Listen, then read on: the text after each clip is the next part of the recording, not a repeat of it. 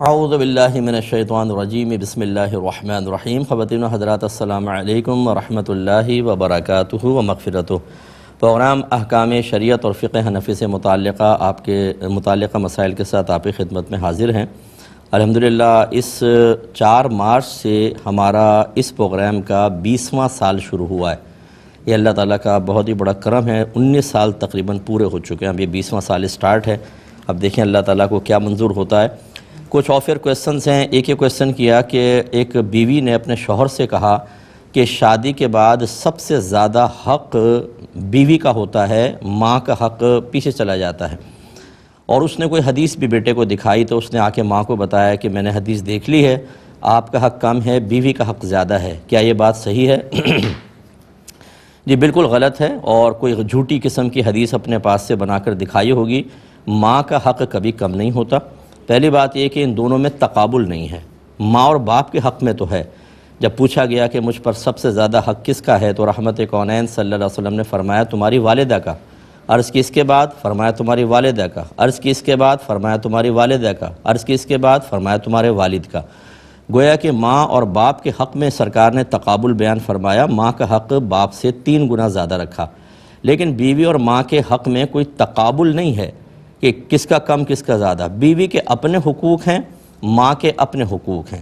ہاں اگر آپ یہ کہیں کہ حق کس کا بڑھ کر ہے، تعظیم کس کے کس کی زیادہ ہے، کہ مثال کے طور پہ اگر ماں پانی مانگتی ہے، بیوی بھی پانی مانگتی ہے، یا آپ تنخواہ تقسیم کرنا چاہتے ہیں ماں میں بیوی میں، تو کس کو زیادہ دیں؟ تو ماں کو. ماں کا حق یقیناً اس لحاظ سے بیوی کے حق سے بہت زیادہ ہے. بیوی کا حق کہاں بیان ہوا ہے قرآن میں؟ ذرا بیان کریں. اس طرح کا جیسے ماں کا حق بیان ہوا ہے. اس لیے یہ ایک تو حدیث ہوگی نہیں، اپنے پاس سے نتائج مرتب کر کے بیان کیے. اور جب ساس صاحبہ نے یہ پوچھا یا ماں نے بیٹے سے پوچھا وہ حدیث کہاں ہے تو اس نے ٹال مٹول کر دیا میں نے دیکھی ہے، دکھائی نہیں. تو اچھی طرح یاد رکھیں بیوی دوسری مل سکتی ہے، ماں دوسری نہیں مل سکتی. اور جس نے بیوی کے فیور میں اپنی ماں سے بدتمیزی کی، ان کے حق کی ادائیگی میں کوتاہی کی، اس طرح کی بے سروپا اور بیہودہ باتیں کہہ کر ماں کی دل آزاری کا مرتکب ہوا، وہ سمجھ لیجئے کہ میدان محشر میں تو بہت دور کی بات، دنیا میں ہی اس کا برا بدلہ دیکھے گا. اس لیے اللہ تعالیٰ کی بارگاہ میں توبہ کرنا، اپنی والدہ کو راضی رکھنا، اور بیوی کو سمجھانا کہ مجھے اپنے آپ کو ماں کے مقابلے میں ہرگز نہ لاؤ. ان کا مقام و مرتبہ تم سے زیادہ ہے. حقوق تمہارے اپنے ہیں، ان کے اپنے ہیں، لیکن ان کا مقام و مرتبہ یقیناً تم سے زیادہ ہے. لہٰذا یہ تقابل والی باتیں نہ کرو. یہ سمجھانا بہت ضروری ہے، ورنہ بیوی بھی خدا نخواستہ بیٹے کو ماں سے اینٹی کر کے جہنم میں جائے گی. اور جتنی ہماری بچیاں مجھے سن رہی ہیں ناراض مت ہوا کریں، لیکن جو لڑکیاں اپنے شوہر کو ان کی والدہ سے یعنی ساس سے بدظن کر رہی ہوتی ہیں تاکہ شوہر میرا بن کر رہے اور ساس کا دباؤ مجھ پر کم ہو جائے، یہ تیار رہیے گا کل آپ کا بیٹا پھر یہی طرز عمل اختیار کرے گا کہ آپ کی بہو آپ سے اس کو متنفر کر رہی ہوگی. مکافات عمل ہم نے اپنی آنکھوں سے دیکھا ہے. پھر اس وقت پچھتانے کا کوئی فائدہ نہیں ہوگا. اچھا طرز عمل اختیار کریں تو آگے اچھے طرز عمل کی امید رکھیں. ایک کسی بھائی نے کہا کہ میت کی انشورنس اور آفس سے ملنے والا پیسہ رقم یہ مال وراثت ہے یا کس کا ہوگا؟ دیکھیں مال وراثت نہیں ہوتا. مال وراثت وہ ہوتا ہے کہ جب کسی شخص کا انتقال ہو تو انتقال کے وقت اس کی ملکیت میں جو مال موجود ہوتا ہے وہ مال وراثت بنے گا، اور جو اس کے مرنے کے بعد اس کو ملتا ہے وہ مال وراثت نہیں ہے، بلکہ نومینی جو ہے جن کا نام وہ لکھوا کر گئے ہیں صرف وہی اس کے حقدار ہیں. اس میں اگر والدہ کا نام ہے تو والدہ لیں گی، اگر زوجہ کا نام لکھا ہوا ہے تو ٹوٹل زوجہ کو ملے گا. اس میں دیگر ورثاء کا حق نہیں ہوتا ہے. تیسرا یہ کہ انہوں نے کہا کہ کویسچن کیا تھا کہ جب کوئی انتقال کر جاتا ہے تو اس کو جو عام پہننے والے کپڑے اور دیگر استعمالی چیزیں ہیں ان کا کیا حکم ہوتا ہے؟ دیکھیں یہ بھی طریقے میں اور مال وراثت میں شامل ہوتی ہیں. ہمیشہ یاد رکھیں کہ جس چیز کی کوئی قیمت ہے وہ مال وراثت ہے. لیکن ہمارے یہاں عمومی طور پر ایسا ہوتا ہے کہ جو میت کے کپڑے ہوتے ہیں اس کو یوز نہیں کیا جاتا اور اس کو صدقہ کر دیتے ہیں اور سارے ورثاء اس پر راضی ہوتے ہیں. اس طرح اور دیگر استعمال کی معمولی چیزوں کو صدقہ کر دیا جاتا ہے، تو اس میں صدقہ کرنے میں کوئی حرج نہیں جبکہ سارے ورثاء اس پر راضی ہوں. ہاں اگر کوئی کہتا ہے کہ جیسے والدہ ہیں یا والد ہیں ان کی کوئی چیز میں نشانی کے طور پہ رکھنا چاہتا ہوں، دیگر ورثاء راضی ہیں تو اس پہ صلح کر لیں، اس کو وہ چیز دے سکتے ہیں، اس میں کوئی حرج بھی نہیں ہے. ایک بھائی نے کویسچن کیا کہ کیا جو ہم عیدی دیتے ہیں یہ زکوٰۃ کے پیسوں سے دی جا سکتی ہے؟ جی بالکل دے سکتے ہیں. اگر آپ کوئی غریب ہیں بھائی بہن، ان کو آپ عیدی کہہ کر دے سکتے ہیں، لیکن نیت زکوٰۃ کی ہونی چاہیے. ٹھیک ہے نا، دل میں نیت زکوٰۃ کی ہو، عیدی کہہ کر، گفٹ کہہ کر، تحفہ دے کر آپ بالکل دے سکتے ہیں. کیونکہ بعض اوقات ہم زکوٰۃ کسی کو دیں تو اس کی دل آزاری ہوتی ہے. اچھا، ایک تو یہ صورتحال ہے کہ آپ نام بدل لیں. یہ ایک ہوتا ہے کہ آپ کو عیدی دینی ہے، آپ نے کہا زکوٰۃ بھی ادا ہو جائے، عیدی بھی ادا ہو جائے، یعنی عزت نفس کا کوئی مسئلہ نہیں ہے. یہ ایک الگ مسئلہ بن جاتا ہے. یاد رکھیں کہ زکوٰۃ کی صحیح ادائیگی کی شرط یہ ہے کہ انسان تمام ذاتی مفادات اس سے جدا کر لے. چنانچہ اگر آپ نے ماسی کو تنخواہ کے طور پر یہ عیدی یعنی زکوٰۃ کا پیسہ دے دیا اور نیت یہ کہ زکوٰۃ بھی ادا ہو گئی، سیلری بھی ہو گئی، نہیں ہوگی. اس میں اخلاص شرط ہوتا ہے. تو اب ایک صورتحال یہ ہے کہ وہ عزت نفس کے مجروح کا مسئلہ نہیں ہے. آپ نے کہا عیدی میں نپٹ جائے گی، زکوٰۃ بھی ادا ہو جائے گی، یہ ٹھیک نہیں ہوتا. عیدی علیحدہ دیں، زکوٰۃ علیحدہ دیں. ہاں، اب اگر یہ ایسی صورتحال ہے کہ عیدی تو آپ نے دینی ہی ہے، مثلا 100 روپے دینی ہے، لیکن غریب ہیں، آپ چاہتے ہیں 1000 دے دوں، 900 زکوٰۃ کے اندر نیت کر لوں، یہ ایک الگ چیز ہوتی ہے. اس میں آپ عیدی کہہ کر ہی پورا 1000 دے سکتے ہیں، کیونکہ اب عزت نفس مجروح ہونے کا اندیشہ ہے. لیکن یہ دو مفادات حاصل کرنا کہ زکوٰۃ بھی ادا ہو جائے اور عیدی بھی نپٹ جائے اور کوئی عزت نفس کا مسئلہ نہیں، پھر یہ ٹھیک نہیں ہوگا. پھر اس میں احتیاط کی جائے. ایک بھائی نے فرمایا کہ میں نے مکان کرائے پر لیا اور 6 مہینے کا کرایہ ایڈوانس آنر کو دے دیا، لیکن پھر مجھے اچانک شہر سے باہر جانا پڑا اور کئی مہینے تک مجھے باہر رہنا ہے. تو کیا میں ایسا کر سکتا ہوں کہ یہ مکان کسی اور کو کرائے پر دے جاؤں تاکہ جب تک میں واپس نہ آؤں وہ کرایہ اس سے حاصل ہوتا رہے اور میں آگے اس کو استعمال کر لوں؟ دیکھیں، یہ بالکل ہو سکتا ہے. شریعت نے اس کی اجازت دی ہے کہ اگر آپ مکان کسی اور کو دے دیں تو دے سکتے ہیں، لیکن اتنے ہی کرائے پر دیں گے جتنا کرائے پر آپ نے لیا ہے. یہ نہیں کر سکتے کہ آپ نے 5000 کرائے پہ لیا اور 10000 پہ چڑھا دیں، 8000 پہ چڑھا دیں. آپ اس پہ نفع نہیں لے سکتے، اتنے ہی کرائے پر آگے دے سکتے ہیں، کیونکہ آپ اس کے مالک نہیں ہیں. مالک ہوتے تو اپنا کرایہ خود آپ سیٹ کر سکتے تھے. اور دوسری بات یہ ہے کہ جس کو آپ کرائے پر دیں، مالک مکان کو اس پر اعتراض نہ ہو، کیونکہ آج کل جو ہے وہ بہت ہی مسائل ہوتے ہیں. آپ کسی کو مکان کرائے پر دے کر اس نے پیچھے کوئی تخریب کاری کر لی تو آپ سہولت کار کہلائیں گے اور آپ کو بھی پکڑا جائے گا. اور اسی لیے جو اچھے علاقے ہیں ان میں اگر کوئی کرایہ دار رکھنا چاہتا ہے تو پہلے تھانے سے اس کے بارے میں انکوائری ہوتی ہے، NOC ملتی ہے، اس کے بعد اس کو پھر مکان کرائے پر دیا جاتا ہے. چھوٹے علاقوں میں اس کی پرواہ نہیں کرتے، یہیں زیادہ مسائل پیدا ہوتے ہیں. تو ایسا بھی نہ ہو کہ آپ کسی ایسے شخص کو کرائے پر دے دیں جو آپ کے لیے بعد میں درد سر بن جائے. آپ چاہ رہے تھے کہ کرایہ مل جائے گا اور پتہ چلا کہ وہ تو جیل مل گئی اور ضمانتیں کرواتے پھر رہے ہیں آپ. اس کا بھی آپ خیال رکھیں. تو خلاصہ کلام یہ ہے کہ اتنے ہی رینٹ پر دیں گے اگر دینا چاہیں، اور مالک مکان کی اجازت طلب کر لیں، اور کسی ایسے شخص کو نہ دیں جو مشکوک قسم کا ہو اور بعد میں مسائل پیدا کرے. ان سب چیزوں کا خیال رکھنا ہوگا. ایک یہ پوچھا کسی نے کہ قبلے کی سمت تھوکنا کیا گناہ ہوتا ہے؟ دیکھیں، مکروہ تنزیہی ہے، یعنی قبلے کی طرف اگر ہم منہ کر کے تھوکیں مکروہ تنزیہی ہے، یعنی گناہ تو نہیں ہے لیکن شریعت نے اس کو ناپسند کیا ہے، لہٰذا ایسا نہیں کرنا چاہیے.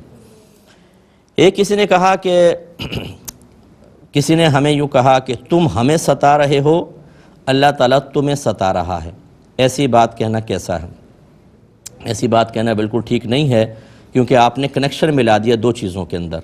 اللہ کے ارادے کو آپ نے گویا کہ متعین کر دیا کہ اس ارادے سے تمہیں تکلیف پہنچ رہی ہے کہ تم ہمیں ستا رہے ہو، حالانکہ جب تک آپ کو کوئی اللہ تعالیٰ خود نہ بتائے، اور وہ ہو نہیں سکتا کہ وحی تو آپ پہ آ نہیں سکتی.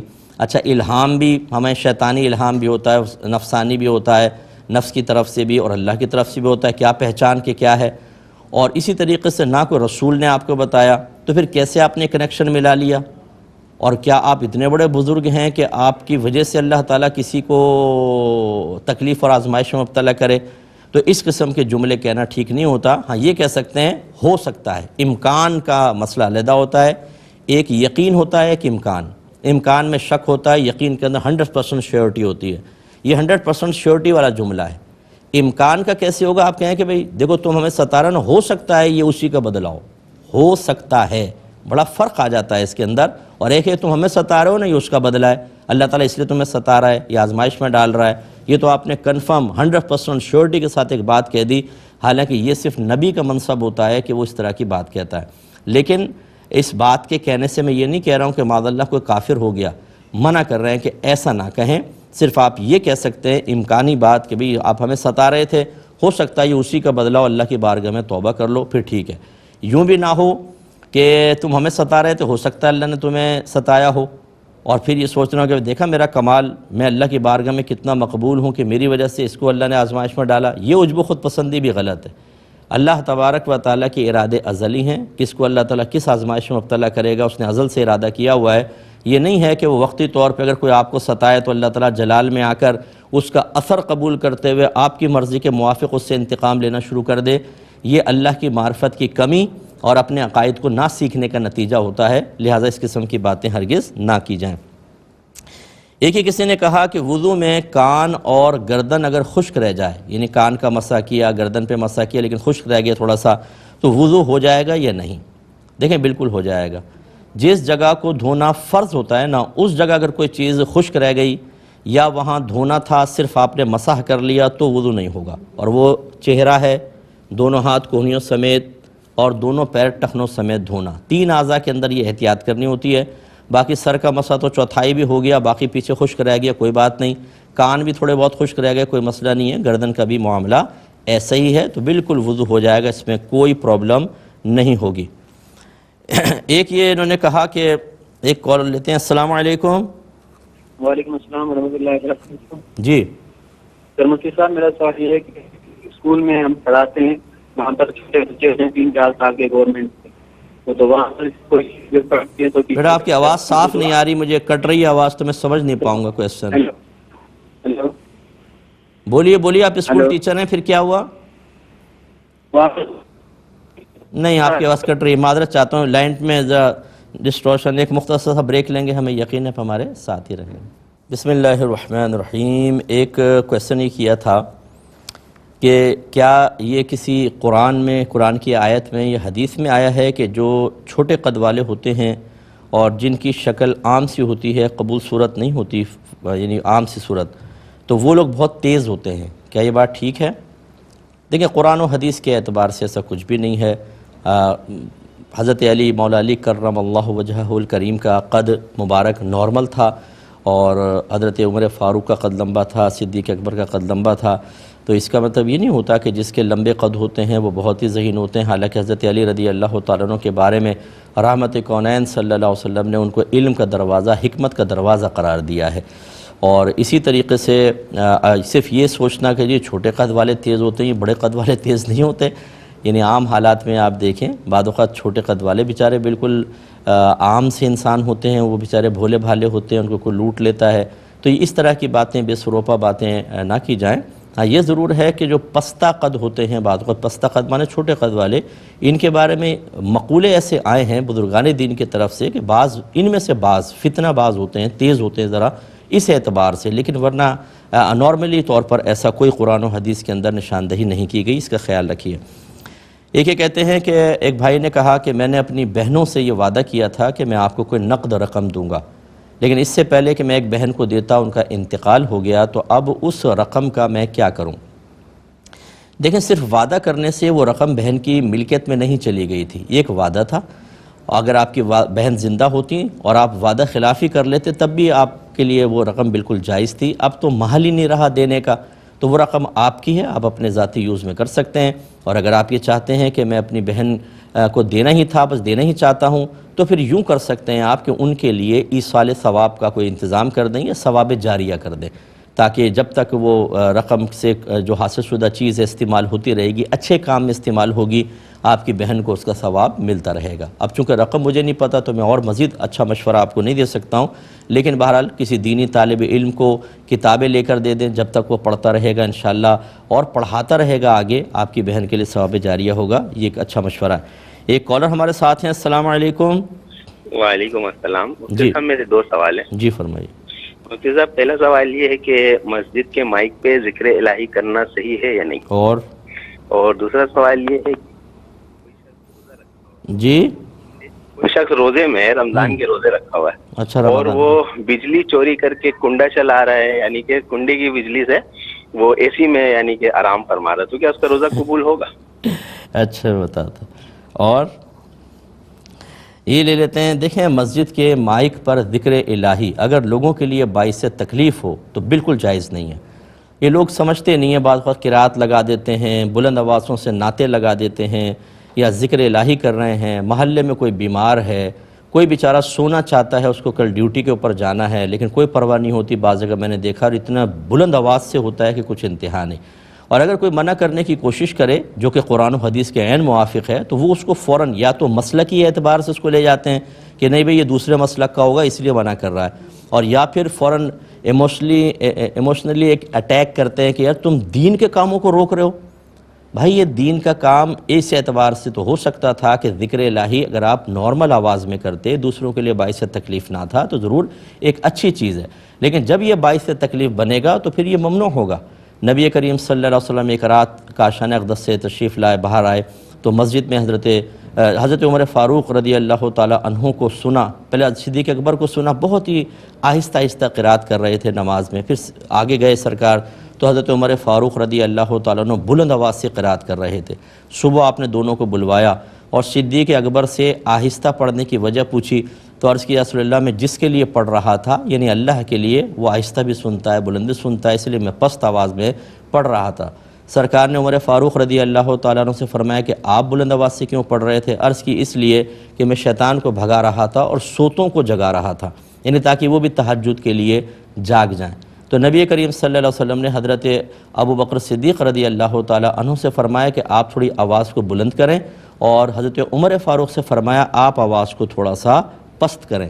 یعنی آپ کا ارادہ بہت اچھا ہے، لیکن ہر ایک تہجد ضروری ہے کوئی پڑھے. اگر کوئی خاتون ہیں گھر میں، وہ حائضہ ہیں، ان کے اوپر تو نماز بھی فرض نہیں ہے، وہ بھی انہیں بھی جاگنا پڑے گا.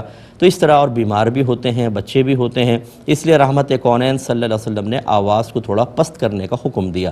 اس سے سمجھیں یہ دیندار طبقہ جو ہے، اب یہ بہت سے مجھے بھی برا بھلا کہنا شروع کر دیں گے، یہ سمجھنے والے نہیں ہوتے ہیں.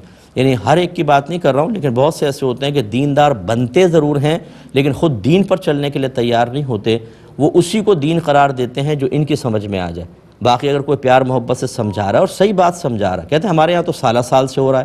یعنی اگر آپ سالہ سال سے خلاف سنت کام کر رہے ہیں، لوگوں کے لیے باعث اذیت بن رہے ہیں، تو آپ کے سالہ سال سے وہ کام ہونے کی وجہ سے اس کو کرنے دیا جائے.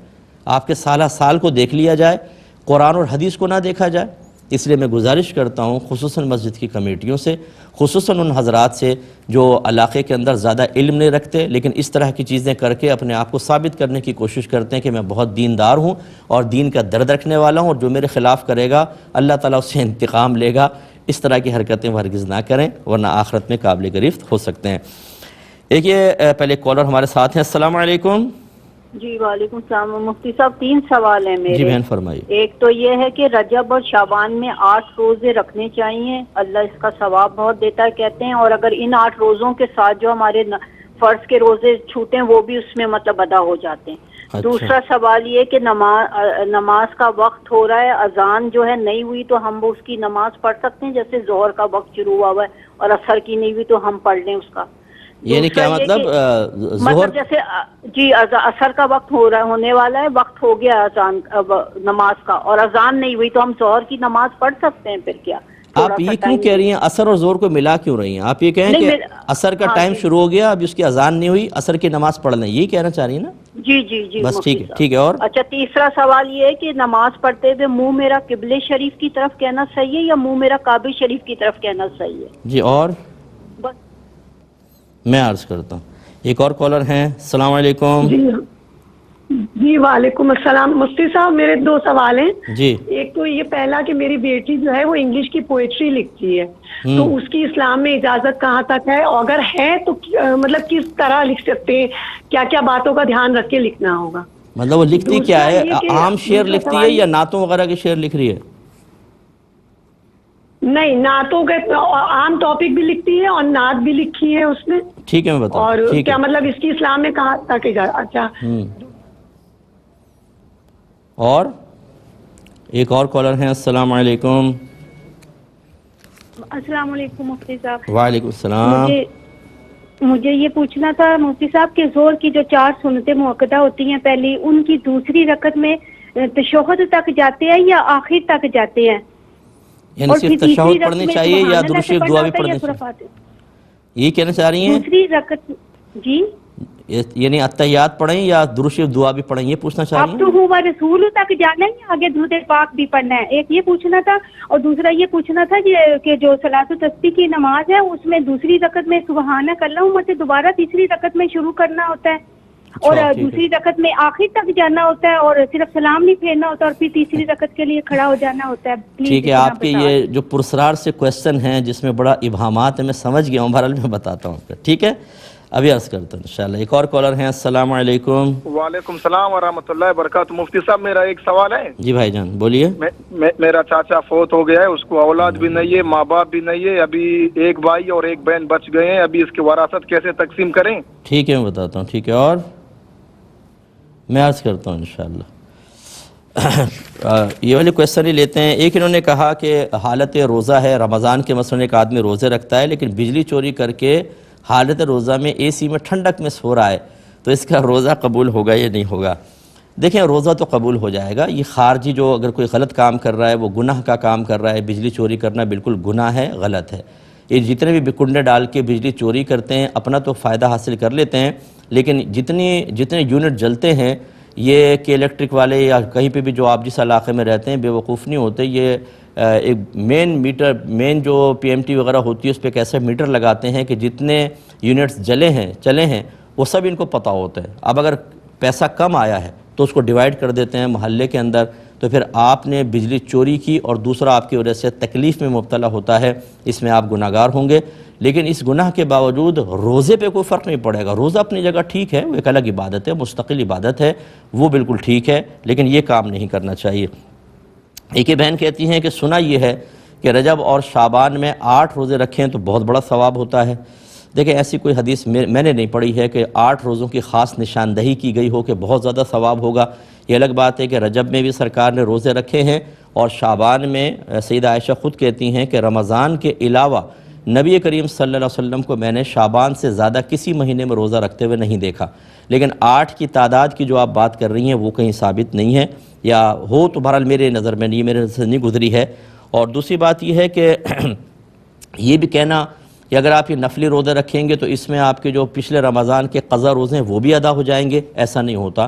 نفل علیحدہ ہوں گے اور قضا روزے آپ کو علیحدہ رکھنے ہوں گے۔ ہاں جیسے کوئی خاص فضیلت والے ہوتے ہیں نا تو وہ تو مکس نہیں کر سکتے۔ ایک عام ہے کہ ٹھیک ہے جیسے ہر مہینے کی 13، 14، 15 کو روزہ رکھنا یہ مستحب قرار دیا ہے، اس میں آپ قضا کی نیت سے تینوں روزہ رکھ لیں تو انشاءاللہ یہ فضیلت بھی حاصل ہو جائے گی اور یہ بھی ہو جائے گی۔ لیکن جیسے یوم عاشورہ کا روزہ ہے، اس کی اپنی ایک مخصوص فضیلت ہے، تو پھر اس کے یوم عاشورہ میں نفل کی نیت سے رکھیں، قضا روزہ بعد میں رکھیں، دونوں کو مکس نہ کریں، یہی بہتر ہے۔ اس طرح شوال کے 6 روزوں کے اندر قضا کی نیت نہیں کریں گے، شوال کے 6 روزے علیحدہ رکھنے ہوتے ہیں۔ ایک مختصر سا بریک لیں گے، ہمیں یقین ہے ہمارے ساتھ ہی رہیں گے۔ بسم اللہ الرحمن الرحیم۔ ایک بہن نے یہ کویسچن کیا تھا کہ اگر نماز کا وقت تو ہو چکا ہے، جیسے عصر پڑھنی ہے، عصر کا وقت شروع ہو گیا، وہ کیلنڈر نماز کے ہوتے ہیں اس میں پتہ چلا عصر کا وقت ہو گیا، لیکن ابھی اذان نہیں ہوئی، تو کیا ہم نماز پڑھ سکتے ہیں کہ نہیں؟ تو بالکل آپ پڑھ سکتے ہیں۔ اصل چیز وقت ہوتی ہے، اذان تو اس وقت کا اعلان ہوتا ہے کہ جی وقت ہو گیا، تاکہ لوگ ہوشیار ہو جائیں اور مسجد کا رخ کریں، اور پھر اقامت ہوتی ہے کہ بھئی جماعت ہو رہی ہے، جماعت کا اعلان ہوتا ہے۔ گویا کہ خواتین جو گھر کے اندر ہوتی ہیں اگر وقت ہو گیا تو یہ بالکل نماز ادا کر سکتی ہیں، اگرچہ ان کے لیے بھی افضل یہ ہے کہ اذان سنیں، اس کے بعد مردوں کی جماعت کا انتظار کر لیں، جماعت کے بعد پڑھ لیں۔ فجر کے اندر جلدی کرنا مستحب ہوتا ہے، اندھیرے میں پڑھنا، جماعت ابھی نہیں بھی ہوئی تو آپ پہلے پڑھ لیں۔ ظہر کے اندر، عصر میں یہی ہونا چاہیے، مغرب میں بھی ہونا چاہیے، عشاء کے اندر بھی یہی کر لیں۔ جمعے کے اندر بھی بہتر ہے کہ مردوں کی جماعت کا انتظار کر کے پڑھ لیں، لیکن پہلے پڑھیں تو کوئی حرج نہیں ہے، گناہ نہیں ہے، اس صورت میں بھی کر سکتے ہیں۔ تو بہتر یہ ہوگا کہ جیسے آپ نے کہیں سفر پہ جانا ہے، کہیں خریداری وغیرہ کرنے جانا ہے، پھر تو جیسی وقت ہو آپ پڑھ کر نکل جائیں، کوئی مسئلہ نہیں ہے، اذان بعد میں ہوگی، کوئی پرابلم نہیں۔ لیکن اگر آپ گھر میں ہیں نارمل تو تھوڑا سا ویٹ کر لیں، اذان سنیں، مردوں کی جماعت کے اختتام کا انتظار کر لیں، اس کے بعد اپنی نماز پڑھ لیں، یہ اچھی صورتحال ہے، باقی دونوں صحیح ہیں۔ ایک یہ کہتے ہیں کہ جب ہم نماز کی نیت کرتے ہیں تو کیا کہیں، منہ میرا قبلے کی طرف یا منہ میرا کعبہ کی طرف؟ دیکھیں پہلے اس کا فرق جان لیں۔ کعبہ ایک عمارت کا نام ہے، وہ جو چکور عمارت ہمارا غلاف چڑھا ہوتا ہے اس کو کعبہ کہتے ہیں، اور قبلہ سمت کا نام ہے، جہت کا نام ہے، ایک سائڈ کو کہتے ہیں۔ مثلا جیسے یہ ہماری اس طرف قبلہ ہے فرض کر لیں، تو یہ ابھی میرے کعبہ تو نظر نہیں آ رہا، یعنی عمارت تو نظر نہیں آ رہی، تو میں اس کو کہوں گا قبلہ۔ تو جب آپ کعبۃ اللہ کے عین سامنے ہوں تو کعبہ کا لفظ کہیں گے، منہ میرے کعبہ شریف کی طرف، اور جب کعبہ آپ کے سامنے نہیں ہے تو پھر لفظ قبلہ استعمال کرنا ہوتا ہے۔ کعبہ تو ہے ہی نہیں، کعبہ تو عمارت کا نام ہے، تو آپ کہیں گے کہ منہ میرا قبلہ شریف کی طرف یا منہ میرا قبلے کی طرف۔ یہ فرق دونوں کا آپ سمجھ جائیں۔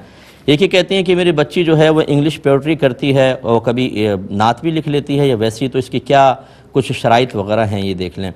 دیکھیں سب سے پہلی چیز تو یہ ہے کہ اگر اسلام کے بارے میں لکھ رہے ہیں، جیسے نبی کریم کی نعت ہے، کچھ اسلام کے بارے میں یا پھر اللہ تبارک و تعالیٰ کے بارے میں، تو اس کے لیے ضروری علم دین کا ہونا لازم ہے۔ اللہ تبارک و تعالیٰ کی بھی ایسی تعریف نہیں کریں گے کہ اس میں کوئی خطرناک پہلو نکلتا ہو۔ جیسے اب عام میں سمجھانے کے لیے عرض کر رہا ہوں، اللہ کو سخی نہیں کہہ سکتے آپ، کیونکہ سخی سخاوت سے نکلا ہے، اور سخاوت کا مطلب یہ ہوتا ہے کہ اپنی ضرورت سے زیادہ چیز کسی کو دے دینا، تو اللہ تعالیٰ کے لیے تو ضرورت ہوتی نہیں، اس لیے لفظ سخی اللہ کے لیے استعمال نہیں کر سکتے ہیں۔ ایسے ہی آپ لفظ عاشق استعمال نہیں کر سکتے، معاذ اللہ کو یہ کہے کہ اللہ تعالیٰ اپنے حبیب صلی اللہ علیہ وسلم کا عاشق ہے، کیونکہ عاشق بنا ہے عشق سے، اور عشق میں انسان آؤٹ آف کنٹرول ہو جاتا ہے۔ یہ محبت کی آخری منزل ہوتی ہے جس میں وہ اپنی طبیعت پر، اپنی کیفیات پہ کنٹرول کھو بیٹھتا ہے، یعنی محبت حد درجہ اس کی عقل پر غالب آ جاتی ہے۔ تو اللہ تعالیٰ کے لیے بزرگان دین نے فرمایا کہ اگر شریعت میں یہ لفظ استعمال ہوتا تو ٹھیک تھا، لیکن بغیر ورود شرع کے لیے اللہ تبارک و تعالیٰ کے لیے لفظ عاشق کا استعمال منع ہوگا۔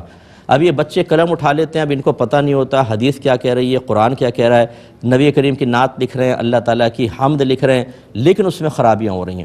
تو میرا مشورہ یہ ہوگا کہ تھوڑا سا ضروری علم دین بچی سیکھے، اگر دین کے معاملے میں لکھنا ہے، اور لکھنے کے بعد ایک دفعہ کسی اچھے عالم دین کو چیک کروا لیں، چیک کروائے بغیر اس شوق میں کہ یہ بعض اوقات ہوتا ہے، جیسے کوئی شعر وغیرہ لکھتے ہیں نا تو بڑا شوق ہوتا ہے کہ فوراً کوئی پڑھ لے، ہم کسی کو دے دیں، انٹرنیٹ پہ ڈال دیں، اب اگر خراب اس میں کوئی چیز ہوگی اور وہ آگے چلتی چلی گئی تو گناہ جاریہ ہے بہت بڑا۔